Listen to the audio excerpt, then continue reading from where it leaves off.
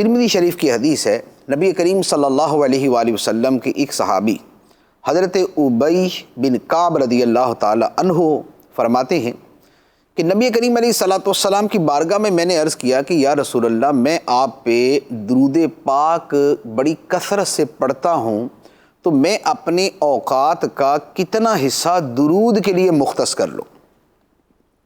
جیسے اگر دن رات کے 24 گھنٹے میں 6 گھنٹے اوراد و وظائف پڑھتا ہوں، تسبیحات پڑھتا ہوں، کچھ اور عملیات پڑھتا ہوں، تو کتنا حصہ درود پاک کا پڑھوں؟ نبی پاک صلی اللہ تعالیٰ علیہ وآلہ وسلم نے فرمایا کہ تم جتنا چاہو مقرر کر لو، جتنا چاہو مقرر کر لو۔ انہوں نے عرض کی یا رسول اللہ صلی اللہ علیہ وآلہ وسلم، کیا میں دن رات کا چوتھائی حصہ درود پاک کے لیے مقرر کر لوں؟ نبی پاک علیہ الصلوۃ والسلام نے فرمایا کہ تم جو چاہو کر لو، لیکن اگر زیادہ کرو گے تو تمہارے لیے خیر ہوگی، بہتر ہوگا۔ انہوں نے عرض کی یا رسول اللہ صلی اللہ علیہ وسلم، کیا میں اپنا نصف وقت یعنی آدھا وقت درود پاک کے لیے مختص کر لوں؟ فرمایا ما شئت، تم جو چاہو۔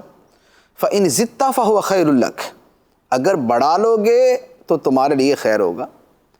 عرض کی یا رسول اللہ، 2/3 کر لوں کہ 6 گھنٹے اگر ہیں تو 4 گھنٹے صرف درود پاک ہی پڑھتا رہو؟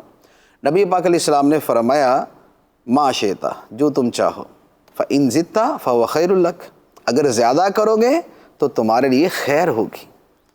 عرض کی یا رسول اللہ صلی اللہ علیہ وسلم، اجعل لک صلاتی کلہا، میں اپنا سارا وقت آپ پہ درود پاک ہی نہ پڑھتا رہوں؟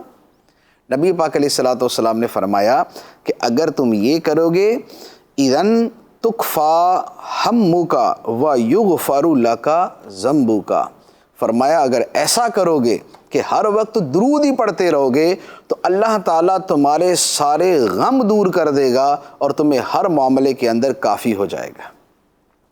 تو درود پاک جو ہے یہ بڑی عظیم نیکی ہے، سعادت ہے، اور مشکلات سے نجات کا بہت بڑا ذریعہ ہے۔ تو درود پاک کو ورد زبان کر لیں، اٹھتے بیٹھتے چلتے پھرتے ہر وقت درود پاک کو اپنا معمول بنا لیں۔ انشاءاللہ عز و جل درود پاک کی برکت سے، نبی پاک علیہ الصلوۃ والسلام کے نام مبارک کی برکت سے، یہ جتنی مشکلات ہیں جو موجود ہے اور جو آئندہ کبھی زندگی میں ہوں گی، انشاءاللہ عز و جل سب دور ہو جائیں گی۔